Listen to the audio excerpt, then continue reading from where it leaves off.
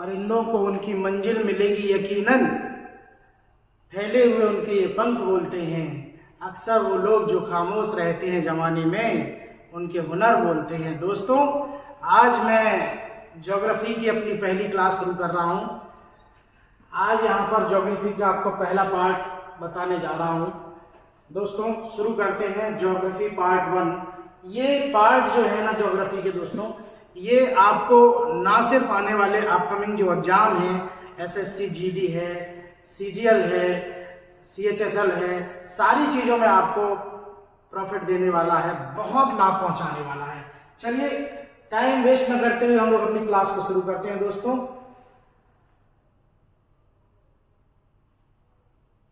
पहला क्वेश्चन है हमारा, निम्न देशों में से कौन सा देश स्थल रुद्ध देश है? दोस्तों, स्थल रुद्ध देश होता क्या है? स्थल रुद्ध देश वो होता है जो चारों ओर किसी भूमि से घिरा हो, यानी उसका कोई भी सिरा किसी समुद्र से या महासागर से टच ना करता हो, स्पर्श ना करता हो, उसको हम कहते हैं स्थल रुद्ध देश, यानी इंग्लिश में कहते हैं लैंड लॉक्ड कंट्री।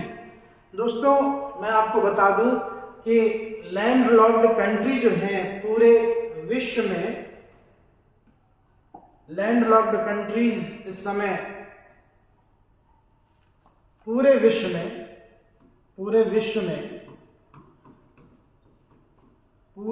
में इस समय 44 स्थल रुद्ध देश हैं।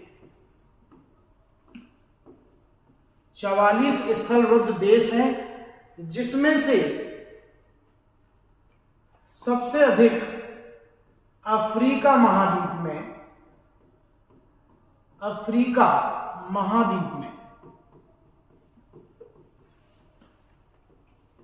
16, यूरोप में 14, एशिया में 12 और उत्तरी अमेरिका में, माफी चाहता हूं, उत्तरी अमेरिका नहीं, दक्षिणी अमेरिका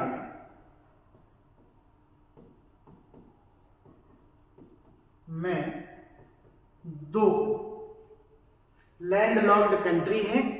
इस तरह से विश्व में कुल 44 लैंड लॉक्ड यानी स्थल रुद्ध देश हैं। वर्तमान में स्थल रुद्ध देश में से कुछ ऐसे भी हैं जो अभी डिस्प्यूटेड हैं, यानी कि कहीं ना कहीं कुछ न कुछ विवाद भी चल रहा है, यानी लगभग 5 देश ऐसे भी हैं जो विवादित हैं। इस वजह से जो क्लियर हैं, जो पूरी तरह से क्लियर हैं, वो उनकी संख्या दोस्तों 44 है, और लगभग 5 जो देश हैं वो अभी भी डिस्प्यूटेड है, किसी की सीमा किसी देश से डिस्प्यूटेड है। इस वजह से उनको 5 को काउंट नहीं किया जा सकता है। यदि हम आंशिक रूप से भी लैंड लॉक्ड कंट्री जोड़ दें, तब जाकर उनकी संख्या 49 यानी 49 होती है।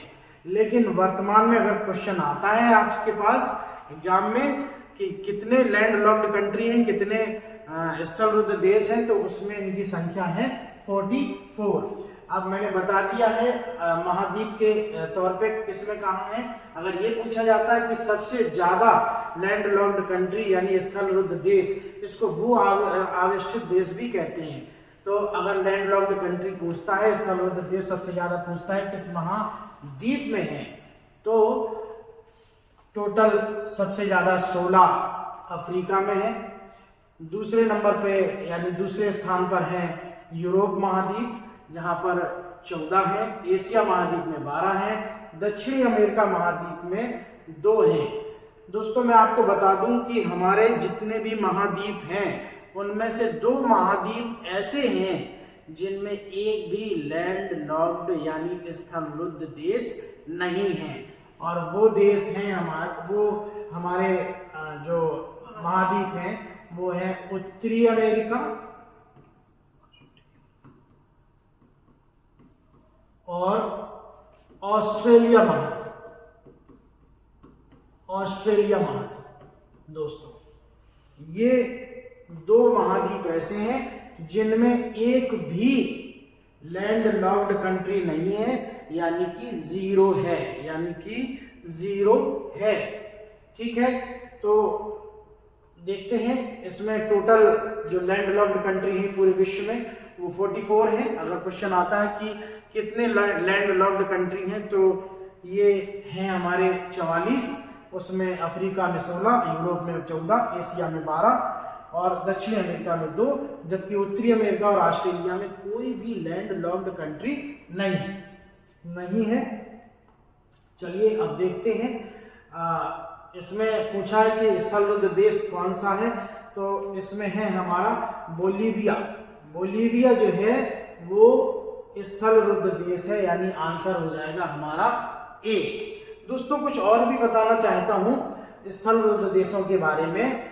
विश्व का सबसे बड़ा स्थलरुद्ध देश कजाकिस्तान,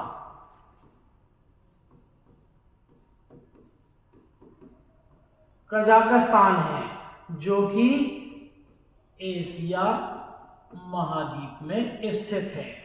ठीक है, और विश्व का सबसे छोटा स्थलरुद्ध देश यानी land locked country Vatican city है, वेटिकन सिटी है। दोस्तों चलिए इसी जानकारी के साथ हम अगले क्वेश्चन की तरफ बढ़ रहे हैं।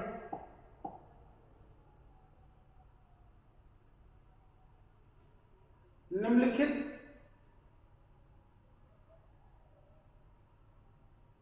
महाद्वीपों में से किसमें कोई स्थलरुद्ध देश नहीं है? अभी मैंने आपको बताया है कि कौन से 2 ऐसे महाद्वीप हैं जो जिसमें कोई भी स्थलरुद्ध देश नहीं है। तो मैंने आपको अभी 2 देशों के नाम बताए थे, 2 महाद्वीपों के नाम बताए थे दोस्तों, और वो 2 थे उत्तरी अमेरिका और ऑस्ट्रेलिया। तो यहाँ हमारे ऑप्शन में उत्तरी अमेरिका है, इसलिए हम आंसर इसका डी क्लियर करेंगे। आगे बढ़ते हैं दोस्तों।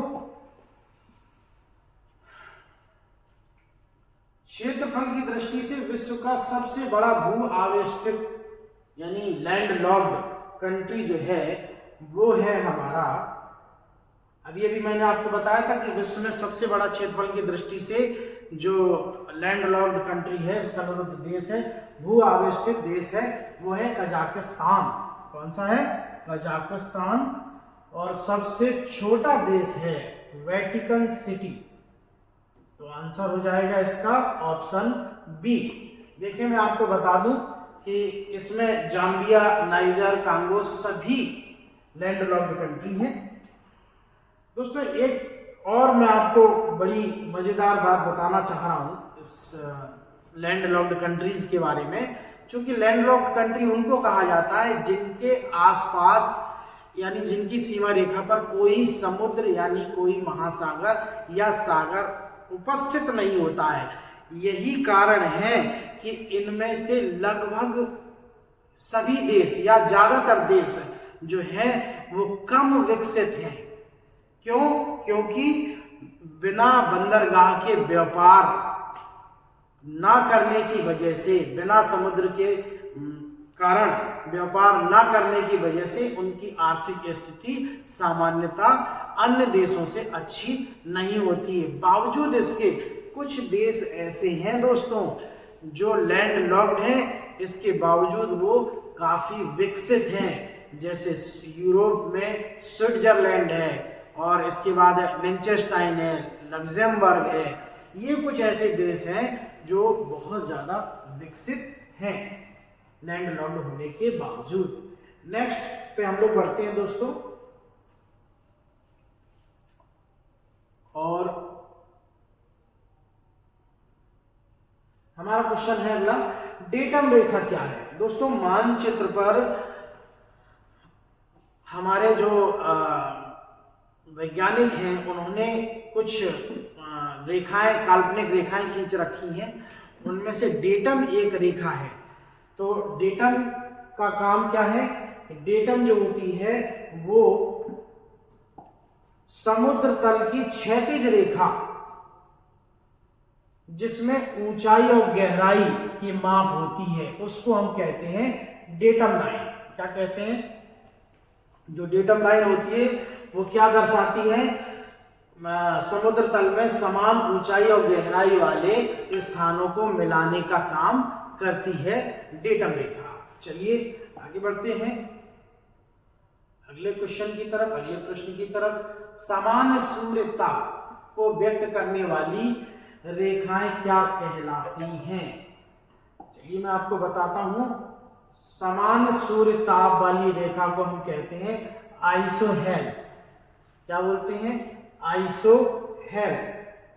समान सूर्यताप वाली रेखा को हम आइसोहेल कहते हैं।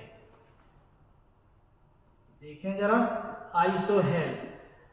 आपको बताता चलूं इसी में, आइसोबार जो है वो मानचित्र में समान दाब वाले क्षेत्रों को प्रदर्शित करने वाली रेखा आइसोबार कहलाती है। आइसोहाइट्स जो होता है वो मानचित्र में समान वर्षा वाले स्थानों को दर्शाती है। मानचित्र में ये समान दाब और ये समान वर्षा वाले स्थानों को दर्शाती है। आइसोहेल मैंने अभी आपको बताया है कि जो समान धूप या सूर्य ताप को दर्शाने वाली रेखाएं हैं, ये समान धूप यानी सूर्य ताप। कंटूर लाइन क्या होती है दोस्तों? इनको कहते हैं समोच्च रेखाएं, यानी समान ऊंचाई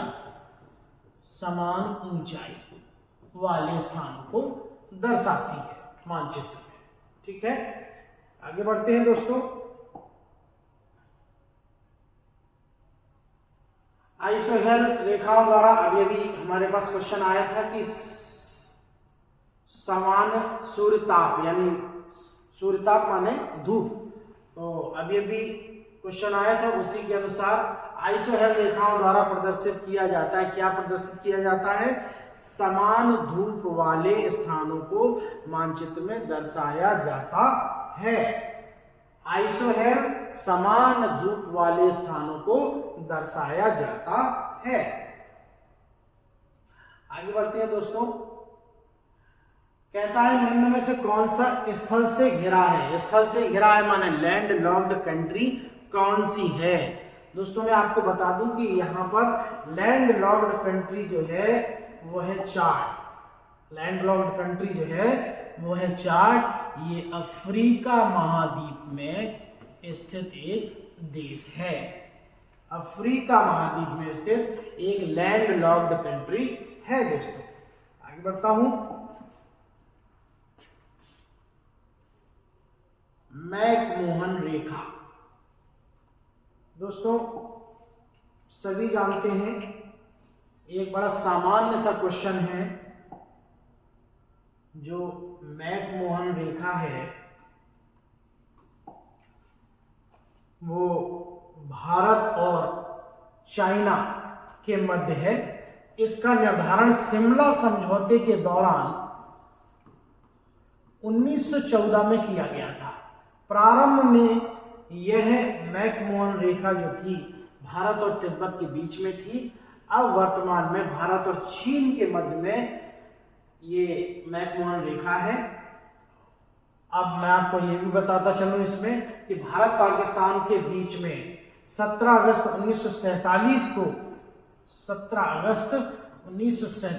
को 1947 को यहां लिखता हूं क्लियर को भारत पाकिस्तान के मध्य में सर रेडक्लिफ द्वारा रेडक्लिफ रेखा का निर्धारण किया गया था। रेडक्लिफ रेखा का निर्धारण किया गया था। वर्तमान में भारत और म्यांमार के बीच में भी दोनों देश भारत और म्यांमार भी सीमा रेखा निर्धारित करते हैं, लेकिन इनके बीच में कोई भी ऐसी प्रचलित रेखा नहीं है, सीमा रेखा नहीं है। भारत और नेपाल के बीच में भी भारत और नेपाल भी अपने दोनों देश सीमा रेखा साझा करते हैं, लेकिन इनके बीच में जो सीमा रेखा है वो उसका कोई प्रचलित नाम नहीं है। आगे बढ़ते हैं दोस्तों। खगोली दूरी, यस, खगोली दूरी को मापने की सबसे बड़ी इकाई क्या है? चलिए मैं आपको बताता हूं। ये असल में चारों ऑप्शन जो दिए गए हैं, ये चारों दूरी मापने की ही इकाई है। मैं आपको बताता हूं।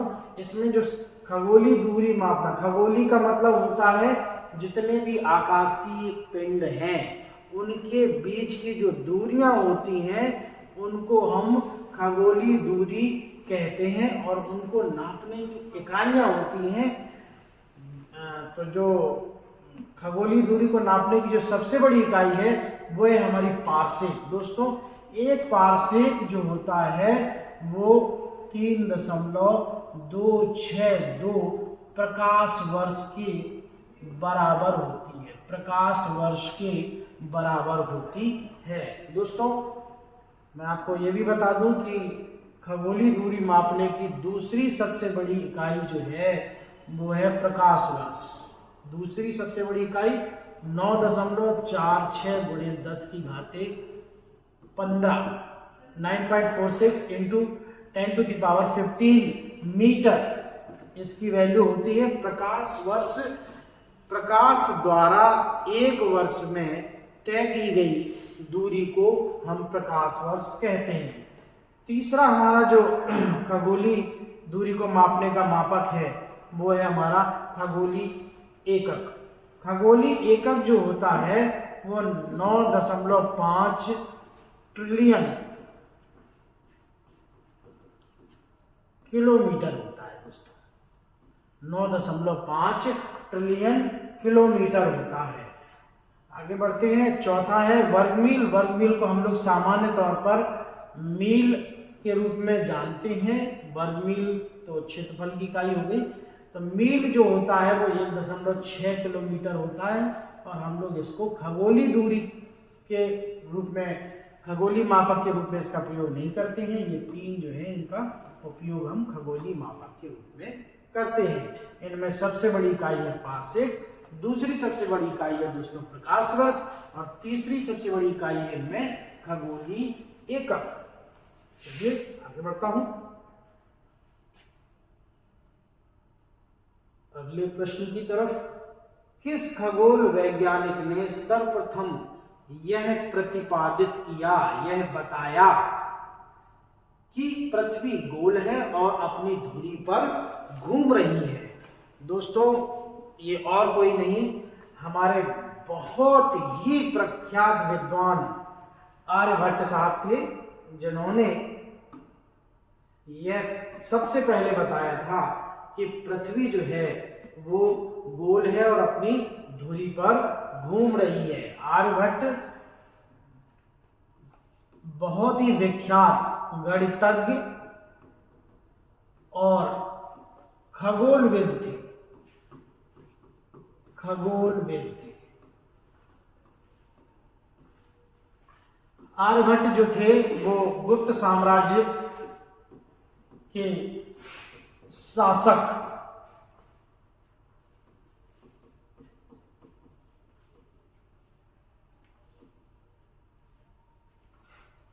चंद्रगुप्त द्वितीय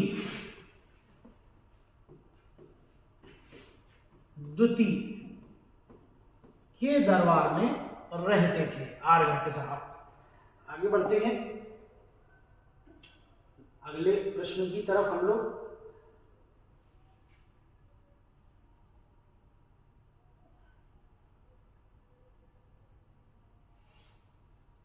चलिए देखते हैं हम लोग।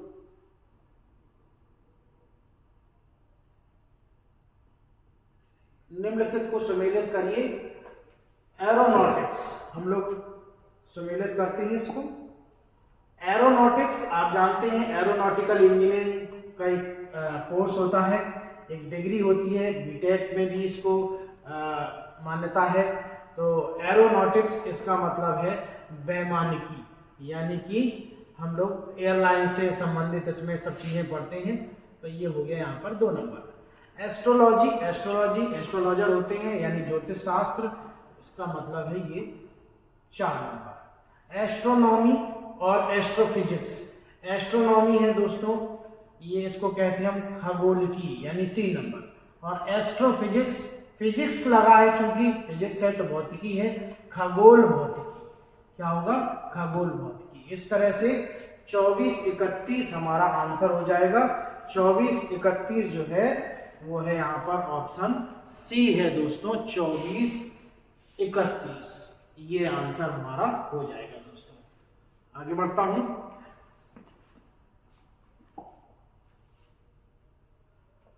अगले प्रश्न की तरफ। ब्लैक होल अंतरिक्ष में एक पिंड है।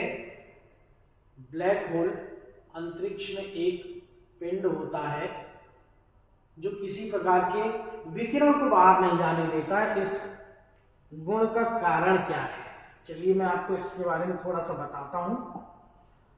देखिए, ब्लैक होल जो होता है वो दरअसल में किसी भी तारे की मृत अवस्था है दोस्तों। जैसे इंसान का जन्म होता है, जानवर का जन्म होता है, इस ब्रह्मांड में जो भी वस्तु है, जीवित अजीवित, सभी का जन्म होता है, मृत्यु होती है।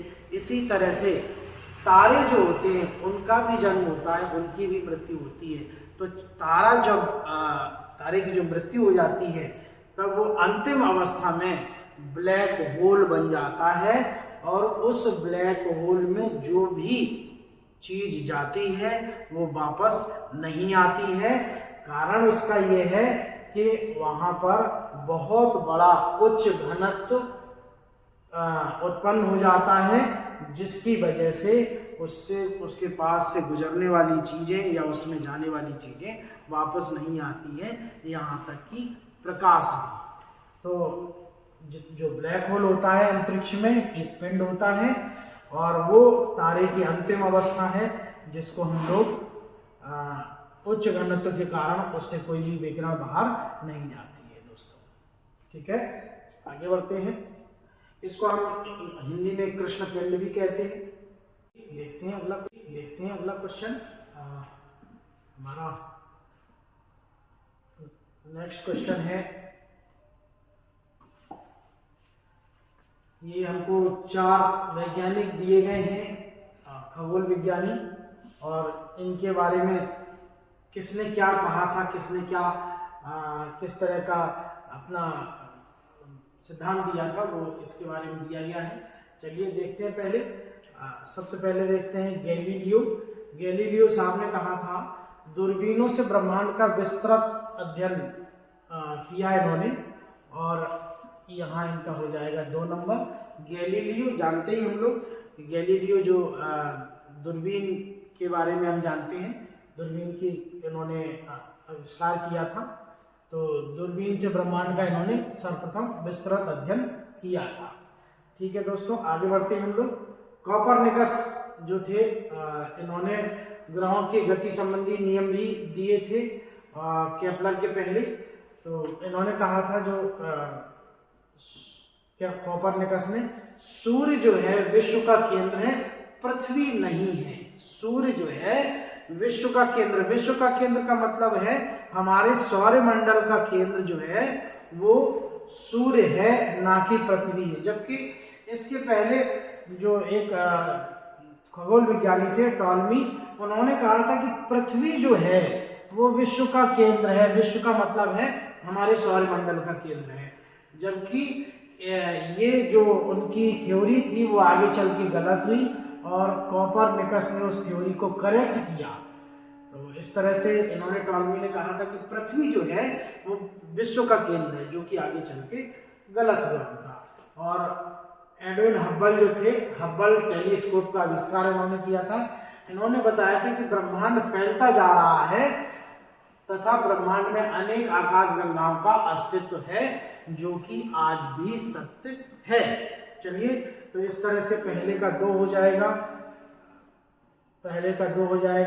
दूसरे का 1 हो जाएगा, और तीसरे का टॉलमी का तीसरा हो जाएगा, और इसके बाद चौथे का चौथा हो जाएगा, यानी कि 2, 1, 3, 4, 31, 34 हमारा क्रम बनेगा, 21, 34, जो कि ये हो गया ऑप्शन बी। अगले प्रश्न की तरफ हम लोग बढ़ रहे हैं। देखें जरा, ये हमारा प्रश्न है, हमारा सौरमंडल किस आकाश गंगा में स्थित है। हमारा जो सौरमंडल है दोस्तों वो मंदाकिनी आकाश गंगा में स्थित है। मंदाकिनी आकाश गंगा में स्थित है। इसको हम लोग द मिल्की वे या ऐरावत पथ भी कहते हैं। अन्य दो नाम हैं इनके, द मिल्की वे और ऐरावत पथ भी दो अन्य नामों से जानते हैं। और हमारी आकाश गंगा जो है जिसमें हमारा सौरमंडल स्थित है उसका नाम है मंदाकिनी आकाश गंगा। ठीक है दोस्तों, आगे बढ़ते हैं। अगर इनके बारे में मैं थोड़ा बताता चलूं, प्रॉक्सिमा सेंचुरी और अल्फा सेंटारी जो है वो एक प्रकार के जो है वो तारे हैं, और एंड्रोमेडा जो है वो आकाश गंगा है। ठीक है दोस्तों, आगे बढ़ते हैं। हम अपनी आकाश गंगा यानी मंदाकिनी के जिस भाग को पृथ्वी से देख पाते हैं उसको क्या कहते हैं। मैंने अभी भी आपको बताया था कि हम अपनी आकाश गंगा को मिल्की वे भी कहते हैं। तो हम पृथ्वी से जिस अपनी आकाश गंगा के जिस भाग को देख पा रहे हैं दोस्तों उसका नाम है मिल्की वे। ठीक है दोस्तों, एंड्रोमेडा अभी मैंने बताया कि हमारी आकाश गंगा से अलग एक और आकाश गंगा है। यहाँ पर प्रॉक्सिमा सेंचुरी जो है वो पृथ्वी से सूर्य के अलावा जो दूसरा तारा है जो हमको दिखाई देता है पृथ्वी से वो है प्रॉक्सिमा सेंचुरी, जो कि टेलीस्कोप से देखा जा सकता है। और पृथ्वी के सूर्य के बाद सबसे नजदीक जो तारा है वो है प्रॉक्सिमा सेंचुरी। क्वासर्स क्या होता है दोस्तों? क्वासर्स जो होता है वो गैलेक्सी यानी आकाश गंगा के नाभिक में एक काला छिद्र होता है। बता दूं मैं आपको, गैलेक्सी का नाभिक होता है, इसको हम कहते हैं क्वासर्स। ठीक है दोस्तों, आगे बढ़ते हैं नए प्रश्न की तरफ। और ये प्रश्न है हमारा, देखिए दोस्तों, अभी मैंने आपको बताया कि पृथ्वी का सबसे नजदीक तारा जो है वो सूर्य है। पृथ्वी का सबसे नजदीक तारा जो है वो दोस्तों सूर्य है। तो हम यहाँ कहेंगे पृथ्वी के सर्वाधिक नजदीक तारा यानी सूर्य हो जाएगा, यानी इसमें 4 नंबर आ जाएगा। ठीक है, आगे हम बढ़ते हैं। सूर्य के सर्वाधिक नजदीक तारा दोस्तों, सूर्य के सर्वाधिक नजदीक तारा जो होगा, सूर्य के सर्वाधिक नजदीक तारा वो है प्रॉक्सिमा सेंचुरी। दोस्तों कभी कभी ऐसा भी क्वेश्चन पूछा जाता है कि सूर्य के अलावा पृथ्वी का सबसे नजदीकी तारा जो है वो कौन सा है, तो वो है प्रॉक्सिमा सेंचुरी।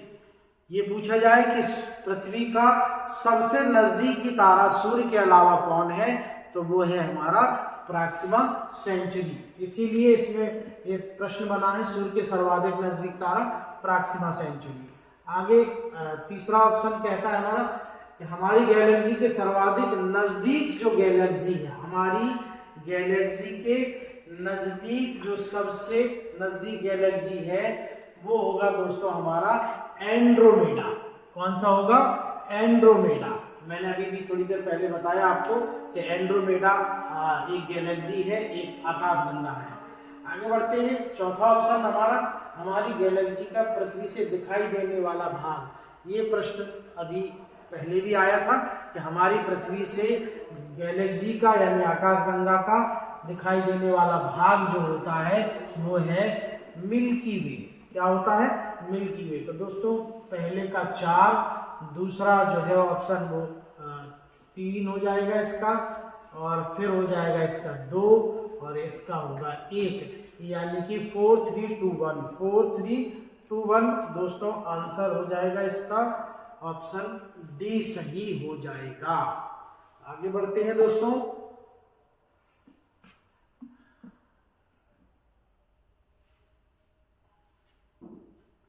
देखिए, रात्रि के समय आकाश में दिखाई देने वाला सबसे चमकीला तारा, देखिए दोस्तों, पृथ्वी से जब हम तारों को देखते हैं तो सर्वाधिक चमकीला तारा जो है वो साइरस या डॉग स्टार भी इसको कहा जाता है। दोस्तों, मैं आपको बता दूं कि साइरस या डॉग स्टार जो है वो रात्रि के समय में हम अपनी पृथ्वी से आकाश में जो देखते हैं वो सबसे चमकीला तारा साइरस या डॉग स्टार है।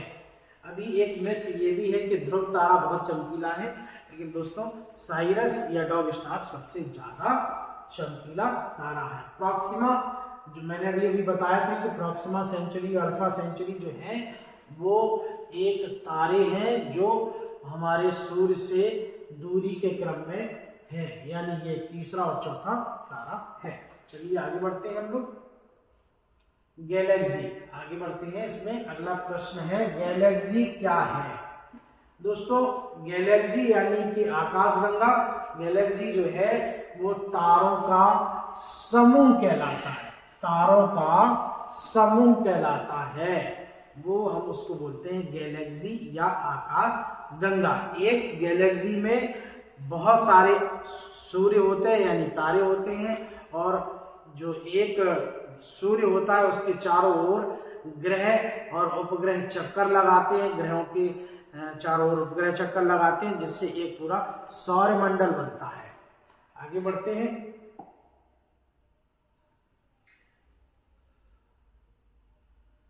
प्रश्न है दोस्तों,